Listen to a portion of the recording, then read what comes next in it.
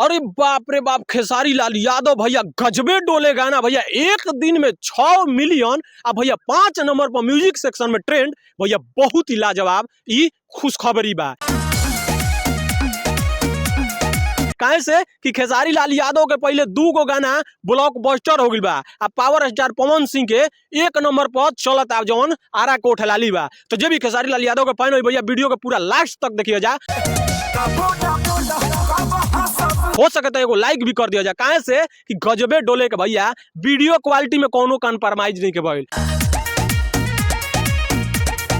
काहे से कि इतना बड़ा म्यूजिक कंपनी से आया टी सीरीज भैया, वर्ल्ड के सबसे नंबर 1 म्यूजिक कंपनी। तो सोचिए कि खेसारी का गाना कितना बेस्ट होगा, और जब म्यूजिकवा लड़ेगा खेसारी का तो कितना गाना में गर्दा उखड़ेगा।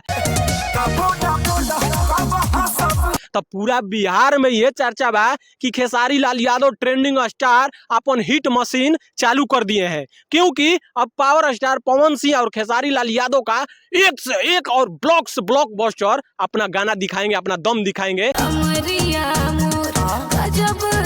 तो खेसारी लाल यादव के भैया अलगे अंदाज में हारमोनिया आई रहे, और दूसरा का अंदाज में गजबे डोले आइल बा। तो भैया अपना गजबे डोले गानवा से पूरा बिहार के आदमी के, आ पूरा बिहार के जे गाना सुनला खेसारी लाल यादव के, पूरा कमर हिलवा दिल बने, आ पूरा पैर हिलवा दिल बने, आ मुंह में तो गजबे डोले के खाली स्वर गूंजता। तो भैया खेसारी के गाना तो ना कैसा लगल, एगो छोटा सा कमेंट करके जरूर बताइएगा। क्योंकि पावर स्टार पवन सिंह के 24 मिलियन लेके 1 नंबर पर ट्रेंड करतन हारा को उठला ली, लेकिन खेसारी लाल यादव पीछे दौड़ल बाड़े 6 मिलियन लेके एक दिन में। तो सोचिए कि जब 10 दिन पार करेगा खेसारी लाल यादव का ये वाला गाना, तो कितना व्यू पार होगा। 30 से 40 मिलियन तो ऐसे ही रखा है खेसारी का ये गाना पर। तो एगो छोटा सा कमेंट करके जरूर बताइएगा कि गाना गजबे डोले कैसा लगा।